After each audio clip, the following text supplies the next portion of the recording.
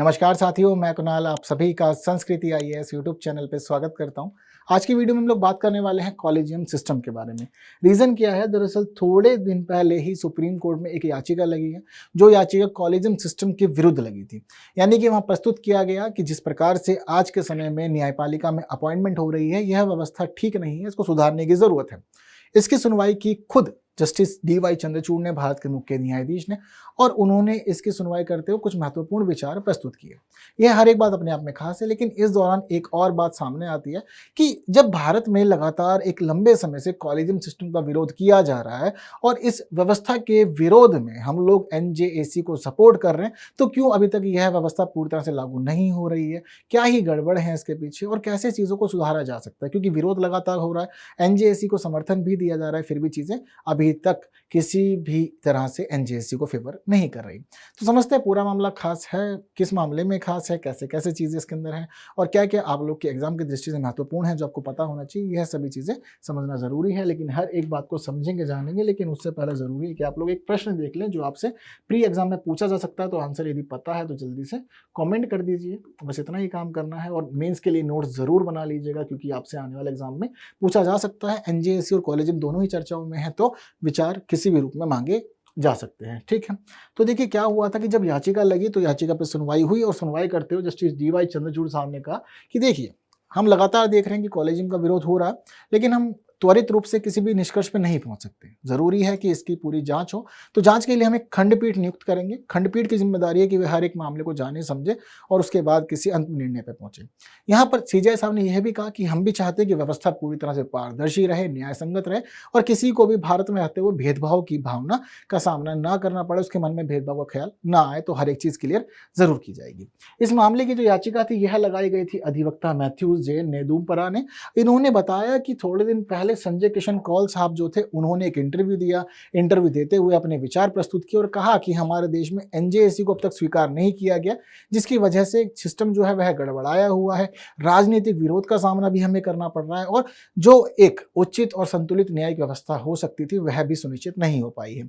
तो जरूरी है कि चीजों को सुधारा जाए। बाकी देखो अंतिम निर्णय क्या ही लिया जाता है और कैसे कैसे व्यवस्था हम लोग के सामने आएगी। एनजेएसी के बारे में सभी को पता है कि वर्ष 2014 में एक कानून आया था, जिसको बाद में असंवैधानिक करार देते हुए न्यायपालिका ने रद्द कर दिया था। साथ साथ यह भी माना था कि एनजेएसी की वजह से जुडिशरी में एग्जीक्यूटिव का जो इंटरफेयर है वह बढ़ जाएगा, जो कि ठीक नहीं है। यह आधार दिए गए थे, तब जाकर सभी चीजें हो भी पाई थी।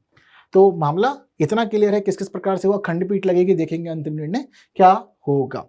पर आलोचना क्यों हो रही है, तो देखिए आलोचना के अनेक आधार है, ऐसा नहीं है एक है। कॉलेजियम सिस्टम को लगातार अनेक आधारों पर क्रिटिसाइज किया जाता है, जैसे कि पहला है स्पष्टता एवं पारदर्शिता की कमी। सभी को यह बात पता है कि अंदर क्या चल रहा है कोई नहीं जानता, सिर्फ जजेस के अलावा। तो पहली बात तो सिस्टम में स्पष्टता ही नहीं, कोई नहीं जानता कि किस आधार पर आप नाम का चयन करेंगे, क्या क्या आधार किसी मामले में होने चाहिए और कब किसी चीज को आप लोग क्लियर करते हैं। क्यों? क्योंकि स्पष्टता और पारदर्शिता की समस्या यह है कि आपने कौन सा नाम लिया किसी को नहीं पता। अब बहुत सारे जज हैं, तो आप किसको ले रहे हैं? किसी मामले में आप बहुत जल्दी निष्कर्ष निकाल ले रहे हैं, किसी मामले में सब चीजें बहुत ज्यादा डिले चल रही हैं। ऐसा क्यों है? तो जरूरी है कि व्यवस्था स्पष्ट हो, पारदर्शी हो, सबको चीजें क्लियर हो कि कब क्या क्या होने वाला है। हमें पता होता है कि प्रधानमंत्री कैसे बनता है ना।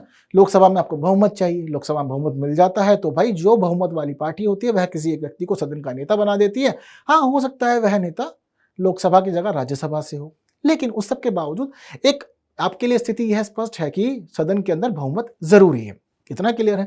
राष्ट्रपति के लिए भी हमें पता है कि एक प्रॉपर प्रक्रिया एक्सेप्ट की गई है और उसी के अनुरूप सब चीजें हो भी रही हैं। तो हमारे कॉलेजियम सिस्टम अपारदर्शी क्यों है, चीजें क्लियर क्यों नहीं हो पा रही हैं, इसको क्लियर किया जाना जरूरी है। अब जब चीजें क्लियर नहीं है तो अनेक आलोचना होंगी और अनेक बातें सामने आएंगी। जैसे कि ऐसा माना जाता है कि कॉलेजियम सिस्टम में भाई भतीजावाद किया जाता है, यानी कि घर के ही लोगों को आप अपॉइंट कर लेते हैं। कोई सीजेआई था, फिर बाद में उसी के पुत्र सीजेआई बन गए, या फिर कोई जज था तो बाद में उसका बेटा भी जज ही है, बहुत इजीली इसको अपॉइंटमेंट मिल गया है। तो चीजें लगती है कि फेवर करती है। वहीं कहीं ना कहीं निजी पहचान, आप किसी को निजी रूप में जानते हैं, कोई रिश्तेदारी में लगता है, कोई आपके गांव का है, आपके क्षेत्र का, आप उसको प्राथमिकता दे रहे हैं, वरीयता दे रहे हैं, ये कहाँ का ठीक है। ऐसे अनेक प्रश्न उठते हैं जब चीजें पारदर्शी नहीं होती है। तो वहीं अनिर्धारित कार्य पद्धति, किसी को नहीं पता कि आप जब कभी भी अपॉइंटमेंट कर रहे हैं, ट्रांसफर कर रहे हैं, तो पैटर्न क्या है, किस नाम को लिया जा रहा है, क्यों लिया जा रहा है, कैसे लिया जा रहा है, क्या क्या आधार रहे उस नाम को चूज करने के, या आप जो प्रक्रिया का पालन कर रहे हैं यह प्रक्रिया कितने दिन में पूरी हो जाएगी, कोई समय सीमा है या नहीं। कई बार देखा जाता है कि कोई एक नाम आया न्यायपालिका के पास में, उस नाम को 1 दिन में 2 दिन में ही उन्होंने अप्रूव कर दिया, वहीं कोई और 1-2 नाम है वह साल भर से ही लंबित पड़े हुए हैं। तो इसको लेकर के आधार क्या है वह भी यहाँ क्लियर नहीं है। और दूसरी बात यह है कि जवाबदेहिता किसी की भी नहीं बनी हुई है। ऐसा नहीं है कि मतलब आपने किसी नाम को रोक दिया है, चीज़ें नहीं क्लियर की तो आपसे जवाब भी मांगा जाएगा, ऐसा भी व्यवस्था में कुछ नहीं है। तो चीज़ें बहुत गड़बड़ाई हुई हैं, जिसके आधार पर लगातार कॉलेजियम सिस्टम को क्रिटिसाइज किया जाता है और माना जाता है कि इसकी जगह पर एक अच्छी खासी संतुलित व्यवस्था होनी भी चाहिए। लेकिन कॉलेजियम की जो जिम्मेदारी है वह आज के समय में इतनी है कि आप न्यायाधीशों को नियुक्त करेंगे और स्थानांतरित करेंगे, इसको लेकर के कहीं भी कोई उल्लेख नहीं है। ऐसा नहीं कि संविधान में लिखा हो या वैधानिक मान्यता हो, कुछ भी इसके पास नहीं है, लेकिन फिर भी व्यवस्था में यह है। उसके पीछे का रीजन जो है वह है हमारे जुडिशियल सिस्टम। दरअसल क्या हुआ था कि बीच में स्थिति यह थी शुरुआत में कि सीजेआई साहब के पास ही सारी जिम्मेदारी हुआ करती थी। जैसे कि हमारे सीजेआई साहब थे तो एक समय पर यह हुआ करता था कि सीजेआई साहब ही किसी इत्यादि नाम को फाइनल करते थे और नाम को फाइनल करने के बाद भारत के राष्ट्रपति को भेज दिया करते थे, ठीक है, और उनसे कहते थे कि ठीक है जी, इन सबको आपको अपॉइंट करना है या ट्रांसफर करना है। यही प्रोसेस चलता था। तो क्रिटिसाइज हुआ मामला कि अकेले सीजेआई के ऊपर जिम्मेदारी, आपने जुडिशरी की डाल दी, किसी भी नाम को ला रहे हैं, प्रेसिडेंट से पास करा ले रहे हैं और बाद में फिर शपथ दिलवा दे रहे हैं। कुछ होना चाहिए। तो इस स्थिति में फिर पहला न्यायाधीश मामला आया। पहले न्यायाधीश मामले में यह स्थिति क्लियर कर दी गई थी कि प्रेसिडेंट को यह राइट है कि अगर वह चाहे तो सीजेआई के द्वारा प्रस्तुत किए गए नाम को ठोस आधारों पर अस्वीकार कर सकता है। आपके पास आधार होना चाहिए। और अगर हम न्यायपालिका को समझते हैं तो हमारे देश की जो न्यायपालिका है वह चलती है एक खास थियोरी पर, और वह थियोरी ऑफ सीनियरिटी है। यानी कि जो व्यक्ति सीनियर होगा उसको प्रमोट किया जाएगा और अधिक जिम्मेदारी दी जाएगी। इसीलिए प्रेसिडेंट से यही उम्मीद की जाती है कि आप न्यायपालिका के अंदर जो यह वरिष्ठता का सिद्धांत चल रहा है इस नियम को पालन करें, इस सिद्धांत का पालन होना चाहिए। कभी भी ऐसा नहीं होना चाहिए कि कोई इंसान लाइन तोड़ के बाहर निकल जाए।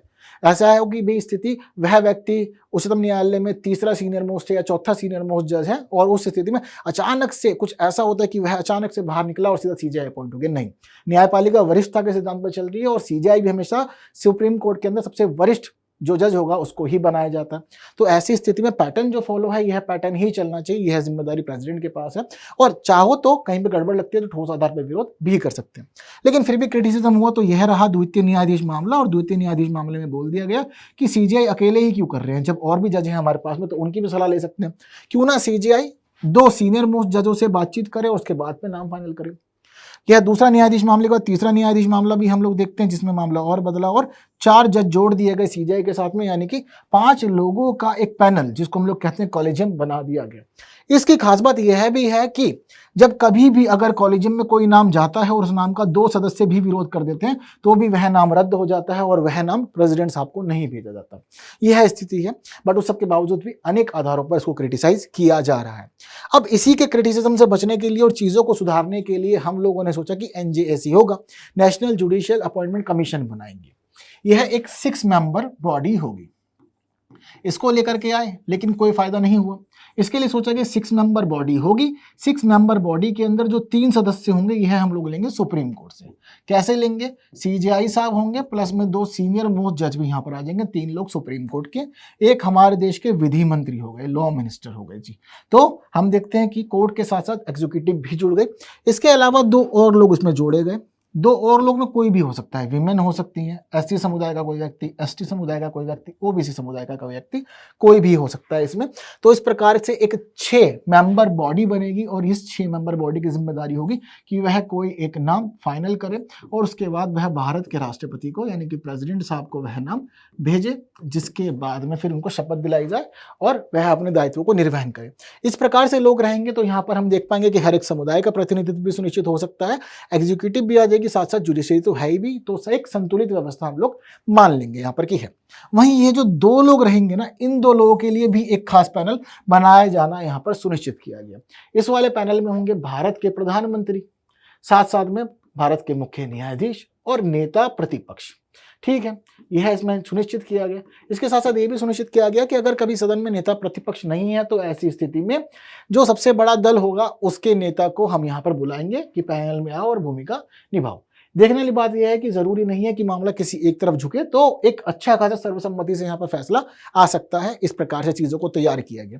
सबका यह मानना था कि जो ये एनजेएससी सिस्टम है बहुत ही अधिक कारगर होगा भारत के लोकतंत्र के लिए, भारत की जुडिशरी के लिए, और चीजें बहुत अच्छी सुनिश्चित हो पाएंगी। लेकिन जिस समय कानून पास हुआ और बाद में न्यायालय ने माना यह असंवैधानिक है और जुडिशरी के अंदर आप एग्जीक्यूटिव को शामिल कर देते हैं जिससे कि हस्तक्षेप बढ़ेगा, यह सब चीजें नहीं होनी चाहिए। यहाँ पर यह सब कुछ हुआ जिसके बाद यह पूरा मामला रद्द हो गया। लेकिन लगातार डिमांड है एनजेसी हो और कॉलेजियम सिस्टम को खत्म किया जाए। अगर आज के समय में हम लोग देखें किस प्रकार से अपॉइंटमेंट हो रही है, तो अपॉइंटमेंट राष्ट्रपति साहब करते हैं, क्लियर हुआ। अगर हम सबसे पहले बात करें सुप्रीम कोर्ट के अंदर सीजेआई साहब की, कि सीजेआई कौन बनेगा, तो मैं आपको पहले क्लियर कर चुका हूं कि वरिष्ठता के सिद्धांत का पालन करना बहुत ज्यादा जरूरी है। तो जब कभी भी भारत का मुख्य न्यायाधीश कोई भी हो तो वह रिटायर होगा, तो रिटायर होने की स्थिति में जो उसके बाद में मोस्ट सीनियर जज होगा उनको ही अपॉइंट कर दिया जाएगा सीजेआई। सीजेआई के लिए कोई विवाद नहीं, कोई लफड़ा नहीं, पैटर्न बहुत अधिक सिंपल है। लेकिन बाद में शुरू होती है कहानी, अगर किसी और जज का ट्रांसफर होना हो या फिर पदोन्नति होनी, तब क्या किया जाए। तो वही कॉलेजियम आएगा, सीजेआई +4 सर्वसम्मति से फैसला, और जो भी नाम फाइनल होगा वह नाम राष्ट्रपति साहब के पास में जाएगा और चीजें उसके अनुरूप ही चलेंगी। यह बात भी देखने वाली है कि पांचों के पांचों जजेस के हिसाब से जो भी उनके सुझाव रहे या जो भी नाम वह फाइनल करें, हर एक रिटर्न मामले में होना चाहिए, ओरली कोई भी काम नहीं होगा, यह फिक्स है सुप्रीम कोर्ट के मामले में। ठीक इसी प्रकार की ही एक व्यवस्था हाईकोर्ट के लिए भी सुनिश्चित की गई है। जब कभी भी हाईकोर्ट का मामला आएगा तो मुख्य न्यायाधीश की नियुक्ति करेंगे भारत के मुख्य न्यायाधीश और उस राज्य के राज्यपाल से बातचीत करके। ये दोनों मिलजुल करके कोई एक नाम फाइनल करेंगे कि कौन होगा राज्य के अंदर मुख्य न्यायाधीश, उसके बाद व्यवस्था चलनी शुरू हो जाएगी। इसके साथ ही अगर हम लोग बात करें हाईकोर्ट के अंदर अपॉइंटमेंट्स की, तो हाईकोर्ट के अंदर स्थिति यह है कि जिस भी राज्य की बातचीत होगी उस राज्य के अंदर सीजेआई मामले को देखेंगे, जानेंगे, समझेंगे, उस राज्य के राज्यपाल से बातचीत करेंगे, फिर यह दोनों लोग मिलजुल करके नाम फाइनल करेंगे और बाद में भारत के राष्ट्रपति के द्वारा नियुक्ति करवा देंगे। तो यह बात होती है मुख्य न्यायाधीश की, कौन मुख्य न्यायाधीश बनेगा। लेकिन बात अगर अन्य न्यायाधीशों की हो तो उस स्थिति में राज्यपाल साहब रहेंगे। राज्यपाल साहब के साथ साथ भारत के मुख्य न्यायाधीश भी आ जाएंगे और साथ साथ में उस हाईकोर्ट के न्यायाधीश भी होंगे, यानी कि राज्यपाल, राज्य के जो कोर्ट है उसके मुख्य न्यायाधीश, भारत के मुख्य न्यायाधीश और उच्चतम न्यायालय के 2 वरिष्ठतम न्यायाधीश। यह सभी लोग मिलजुल करके नाम फाइनल करेंगे, राष्ट्रपति साहब के पास भेजेंगे और चीजें उसके बाद में फिर अंतिम रूप लेगी। यह स्थिति है अपॉइंटमेंट की, कि अगर कभी भी अपॉइंटमेंट करनी हो तो उसके लिए कौन कौन रहेगा। ठीक है, तो भारत के मुख्य न्यायाधीश, राज्य के न्यायालय के मुख्य न्यायाधीश, राज्यपाल साहब और आपका जो कोर्ट है स्टेट का, वहां के 2 सीनियर मोस्ट जो जज होंगे वह आ जाएंगे। इस प्रकार का पैनल निर्धारित किया हुआ है, यह यहाँ पर कॉलेजियम है और इसी के अनुरूप जो भी सिफारिश होंगी राष्ट्रपति साहब उसको शपथ दिला देंगे। तो यह बात होती है अपॉइंटमेंट की। लेकिन इसके साथ साथ में अगर ट्रांसफर करना हो तो वहां पर क्या होगा, ट्रांसफर के लिए थोड़ा सिस्टम अलग है। ट्रांसफर के लिए क्या होगा कि सीजेआई साहब सुप्रीम कोर्ट के 4 वरिष्ठतम न्यायाधीशों से बातचीत करेंगे, लेकिन इसी के साथ साथ 2 और लोग जुड़ जाएंगे। जिस कोर्ट से व्यक्ति को ट्रांसफर किया जा रहा है और जिस कोर्ट में किया जा रहा है, दोनों ही कोर्ट के जो भी मुख्य न्यायाधीश होंगे तो वह दोनों मुख्य न्यायाधीश इस पैनल में शामिल होंगे। तो टोटल 7 लोग हो जाएंगे, सीजेआई प्लस में सुप्रीम कोर्ट से ही 4 और 2 अलग अलग हाई कोर्ट्स के चीफ जस्टिस। तो इस प्रकार 7 लोगों का पैनल बनेगा जो फैसला लेगा कि किसको ट्रांसफर किया जा रहा है, कैसे ट्रांसफर किया जा रहा है, और बाकी बातचीत इसके अंदर होगी। तो इस प्रकार यही जो बॉडीज बन रही हैं अलग अलग जगह पे, इनको ही कहते हैं कॉलेजियम, और ये अपने आधार पर अलग अलग फैसले लेते हैं। हालांकि आप लोग का क्या मानना है, क्या क्या चीज सुधरनी चाहिए, क्या क्या बदलाव होनी चाहिए, मुझे जरूर बताएं। साथ साथ यह भी जरूर बताएं कि इस प्रश्न का आंसर क्या हो सकता है। जल्दी से कमेंट कर देना है आप लोगों ने, मेंस के नोट जरूर बना लेना, और सेशन पसंद आया तो बाकी साथियों तक शेयर जरूर करना है, और लाइक के बिना नहीं जाना है। हाँ, आपको आंसर भी चाहिए होगा तो देखिए आप लोग की स्क्रीन पर है। उम्मीद करता हूँ कि आपने प्रश्न को समझा होगा और आंसर ठीक दिया होगा। अब हम लोग अगले वीडियो में फिर मुलाकात करेंगे कुछ नई बातों के साथ। तब तक के लिए विदा दीजिए। Thank you so much.